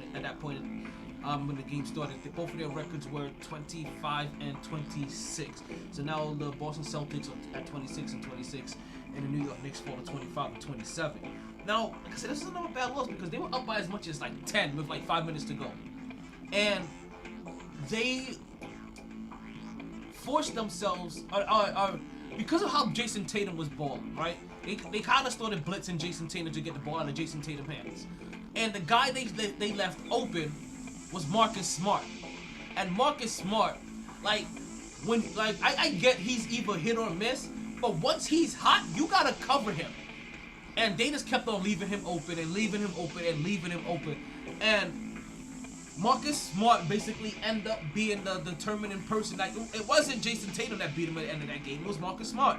And that's because they left him wide the fuck open. What's going on, Tron Cat? Welcome to the podcast. Yo, Will, we got Tron Cat saying what's up to you in the chat, in the comments. Oh, okay, you saw that, okay. I know you told me to let you know when KJ, so I wasn't sure if you was paying attention or not. So, good luck. Yeah, no doubt. So Jason Tatum wasn't gonna do that beat, it was Marcus Smart. And this is one of those times that I kind of blame coaching for their loss, because there's times where I believe that Tom Thibodeau, not Tom Thibodeau, yeah, Tom Thibodeau, the Tibbs, that he gets too stubborn sometimes. I guess a lot of coaches do, and he gets a little too stubborn, and what was working early wasn't working late, and he didn't make that adjustment. Like, to get the ball out of Jason Tatum's hand and to stop his momentum, they started double teaming. But once that happened, Marcus Smart started cooking, and Marcus Smart hit the 3-pointer at the end of the game that actually put them up. That actually put them up 99-100. He hit that 3-pointer, and a bunch of them before that. And after that, it was a wrap. The New York Knicks again, at the end of the game, like when it comes down to crunch time, the last 5 minutes of the game, last 2 minutes of the game, they still having problems trying to find their offense. And Julius Randle is no longer coming through anymore with those same shots that were like those shots that were sinking earlier in the season. They're not sinking now. And trust me, a lot of those were hard shots. A lot of those were 50-50 balls. A lot of those bounced, you know what I mean, had a couple of bounces. And now you're starting to see those 50-50 balls starting to go that other way. But also, Julius Randle wasn't playing well. Even though he had 22 points, it took him 22 shots to get 22 points. Again, like I said, with the coaching, with the New York Knicks, R.J. Barrett was actually the hot hand that game. And I don't feel like when the game came down to the end of the game, that they fed the hot hand, that they went to old reliable Julius Randle, who had helped them win before, but the guy that has helped you win versus the hot hand, and also the guy that you're trying to develop to become the guy to help you win. You know what I mean? Like, you want R.J. Barrett to start being able to take these shots, and if you catch him on the night when he's hot, why aren't you trying to feed him till he's no longer hot? He was 6 for 6 from 3-point range. And at the end of the game, he's not getting the ball, or play isn't being ran for him, so that he can continue. Like, fuck, whatever happened to chucking one up to see if I'm hot kind of shit. So he still isn't getting that kind of leash. But Alex Burke is, and he's going 2 for 9. And Reggie Bullock is, and he's going 4 for 11. You know what I mean? R.J. Barrett, he's shooting fucking 70%, and on like 16 shots, and you're not feeding him more. Like these are the things that start to bother me. And I wasn't sure in the beginning how much it's going to affect us, but I knew it was going to affect us. Like, some of these bad losses that we've been having, sometimes I wonder if this is because of a lack of not having Mitchell Robinson. Because I look at Nelson Noel's stat lines a lot of time, and it makes me wonder, what would have happened in this game that we lost if we would have had the 7 extra rebounds that Mitchell Robinson averages that Noah doesn't get? You know, when Noah has those 3 rebound games, at least 4 rebound games in these losses, I'm like, Mitchell Robinson is a guy that's known to get us like 11 of these rebounds. Like, is his presence starting to be missed on the defensive end, on the boards? You know what I mean? Even on the offensive end, to be able to get easy points over the top. Like Nerlens Noel doesn't get a lot of those same easy lobs sometimes. He doesn't get himself in those positions. He's not looking for it all the time. So, like, the Knicks are becoming exactly what they are almost, and that is like a 500. Like, they are a 500 team, or the team that couldn't find a way to get over some of these humps. And as we get to the last end of the season, like this is really, they're gonna get tested. So they really need to start winning all of these little games against teams like, and they beat Boston before. This is what makes it a little bit more hard to swallow. And they beat Boston before. So when you have Boston up 10, I expect you to win. Earlier this week, they had a team up by 17, and they dropped that ball. Like, you can't keep doing this. But we're in that portion of the season where teams aren't going to be playing the Knicks lackadaisical anymore. You're no longer surprising anybody. You're no longer the team that that when it comes time to crunch time, or when it gets to crunch time, that they're not going to be putting 100% effort or playing their players all the way through. No, these are teams that are trying to make the playoffs. Boston is trying to get ahead of you. Philly is trying to catch. Philly is trying to stay in pace with Brooklyn. Brooklyn is trying to stay in pace with Philly. The Knicks' next game is gonna be actually tonight against the Memphis Grizzlies. And to be honest with you, I'm a little bit more excited to watch John Morant than I am to see my Knicks play right now. And I've been really excited to watch the Knicks play. But that's just how disgusted I've been with how they've been playing and finishing out games for the last week or two. I think they've won 1 game in their last 5. Also, a lot of their losses, no Mitchell Robinson. So again, I'm wondering how much is coaching, how much is injuries, how much is just reality hitting the New York Knicks. That, you know what? Maybe you aren't even as good as a 500 team. Maybe you're a little bit below that. Maybe by the time the Knicks finish, maybe they're a 400 team, which would definitely be disappointing. That would be a disappointing season for the New York Knicks. If they fall to becoming like a 400 team and they miss even the play-in games, because from the very beginning, I at least knew that they were going to make the play-in games. So if they don't make the play-in games, I'm upset. I am fully upset, because this wasn't something that you should have had to fight to play in. Like, you were in prime position to stay there. It's just that now you're starting to lose games that you shouldn't, and that is a recipe for disaster. While the Brooklyn Nets, they're chilling, 36-16. They're 3rd in the league, 1st in the conference, 1st in the division. Right? They blew out the Pelicans the other day. Like, they thought this was gonna be a good game. Nah, they blew Pelicans the fuck out. Brooklyn definitely was in the house. They had Zion Williamson struggling, going 4 for 12. They had Isaiah Thomas. Isaiah Thomas is shooting as taking as many shots as Zion Williamson. I just want to let you guys know this. And they're shooting the same. Isaiah Thomas also going 4 for 12. Everybody kind of struggled in that Pelicans game. Brooklyn's defense actually showed up. Like they talk about if Brooklyn's gonna be able to play defense, but they were able to play defense against a team like the Pelicans. Kyrie Irving dropped 22 points. LaMarcus Aldridge had 24. Blake Griffin dropped 10 off the bench. Kevin Durant came off the bench. It was perfect. The worst player for the Brooklyn Nets was the TLC dude. He went 2 for 13. So while I'm definitely gonna be locked into that New York Knicks game tonight, if I'm hopefully and that depends, because I may be on the road. I ain't gonna lie to you guys. I may actually be on the road. So we'll see. If I don't watch it tonight, I'll definitely make sure I catch that tomorrow sometime. But also tomorrow night we have the Brooklyn Nets taking on the LA Lakers. And I don't care who the fuck the Lakers don't have. I just want to see the Brooklyn Nets spank that ass. Anybody got anything to add? Because you know what? I'm basically done here unless you guys want me to talk wrestling for the next 6 minutes.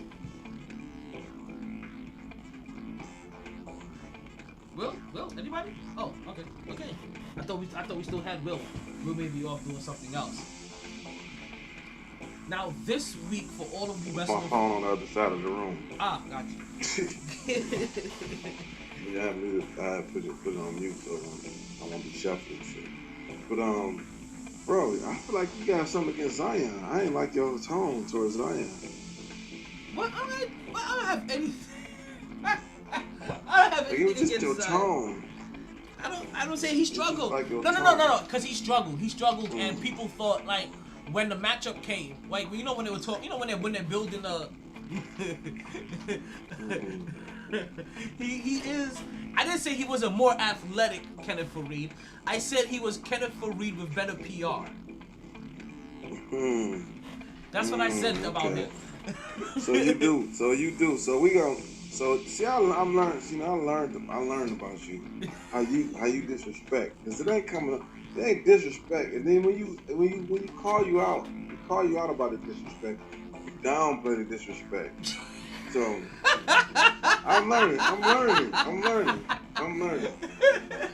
this about you. But I don't have anything against Zion. I don't have anything against Zion Williamson. No. When I saw you don't keep saying that, but you just rated him with Kenneth Fareed. Okay, Kenneth Fareed was a great rebounder. Okay.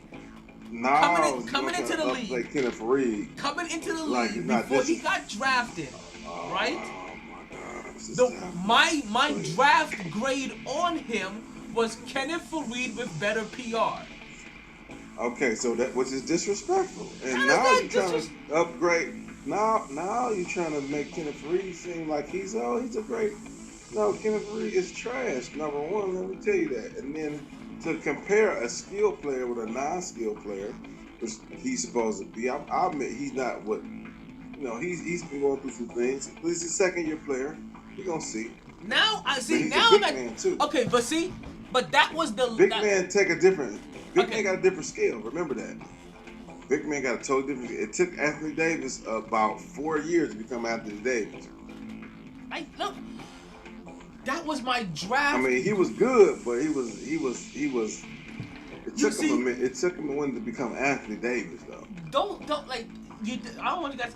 That was my draft grade on him by watching what I saw from him in college. Was But Kenneth that's Fareed? disrespectful, man. I didn't 'Cause see he's that highly much from skilled. him. He can dribble, he can pass, he can run the floor. I mean, he can shoot. So to say he can't, that's disrespect. That's a slap in the face. To say, So yeah, now buddy, I have. you So just now big, I have him. and he's Yeah, now I have him as like a poor man's it's Barkley. about to get worse. It's about to I get got him worse. as I Barkley think. right now. No, it's not Get get worse. worse? Charles Barkley. Okay. I got him like Barkley right now. Like A poor man's but it's poor man's Barkley. Damn. And I'm taking that back. I'm taking that back because like I'm He's closer looking to Barkley, at he may be actually just closer to Barkley. Period. Like I think about Barkley in those first couple of years still too. I think he got some Barkley in him. But it ain't like he averaging. Come on now. Since you opened it up, What? this is what we can spend our last. But 6 minutes also, on. when Barkley Look at was the in the numbers. league, Barkley wasn't the second heaviest guy in the league, either. Why wouldn't he? What he was? He might have been the first. He called it the round mound of rebounds. That's how big he was. What you mean? What you talking about?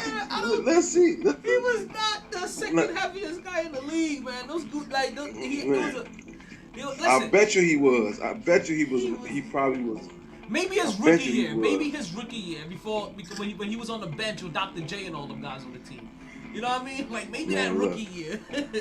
Man, all I'm saying is that look at Zion's stats. Put them up. No. I'm saying no. I when I say poor man, I had to take that back. Like he reminds me of Barkley. No, you done disrespected him already, man. I'm telling you, backpedaling, bro. I'm not. Put up the stats and see what we're working with. Listen, I know what he's doing this year. That's the reason I had to take that back. He's having a ridiculous year this year, and he's not being talked about at all. Saying. Like he was talked about more. He was talked about more in his rookie year when he was looking more like Kenneth Fareed than this year when he's looking more like Charles Barkley. Man, KJ, why does this man keep mentioning Kenneth Fareed? Because that was my highs and lows. Like Kenneth Fareed, that was my draft pick. But you know what? It's funny you said it because I got a good friend that said the same thing. But I ain't get that. I don't get that. But that's kind of what I've been. I was like, if he's gonna, I was like, he's gonna be either Kenneth Fareed. That's gonna be his floor, and his ceiling is probably gonna be Barkley. That's what I've said. Man, look.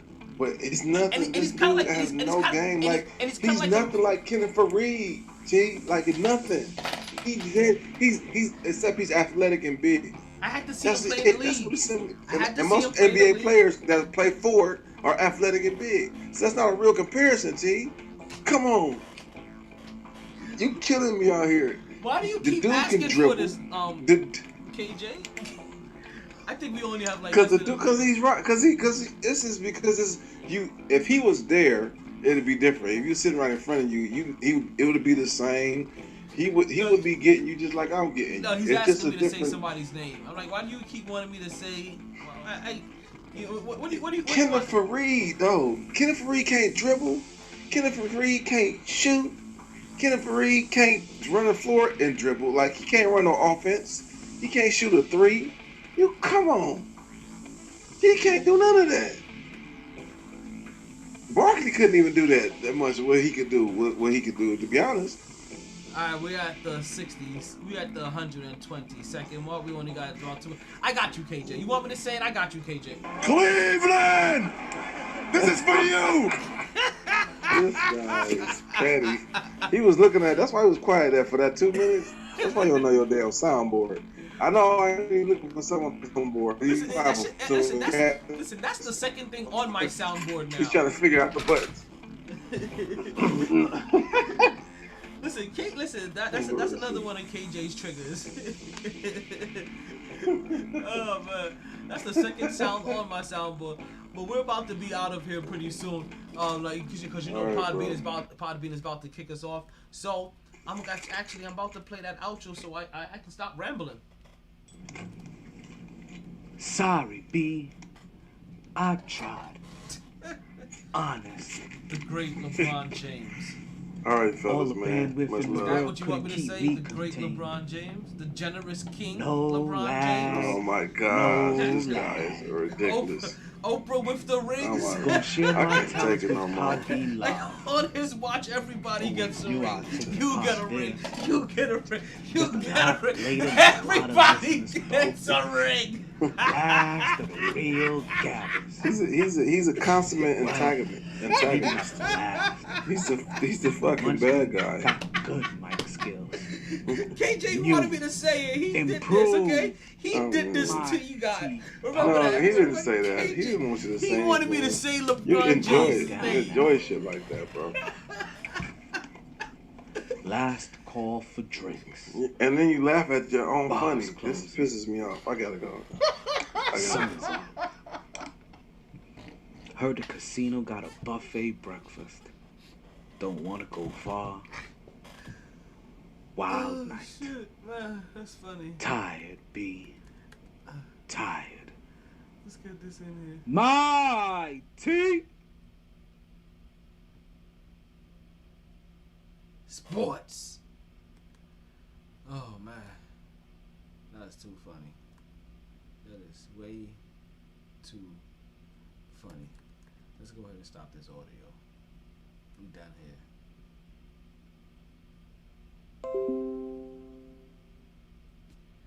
Let's get Instagram out of here.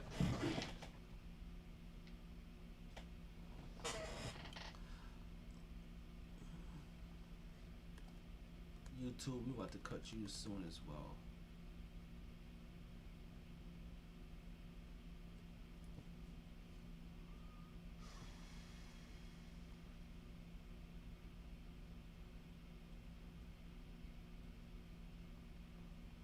I think I'll show you Twitter next time.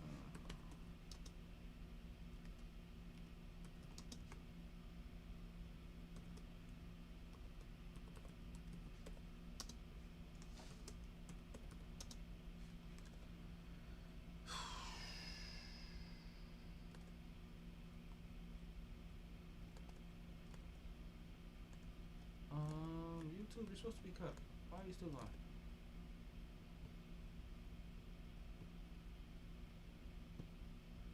Come on. RP DMX.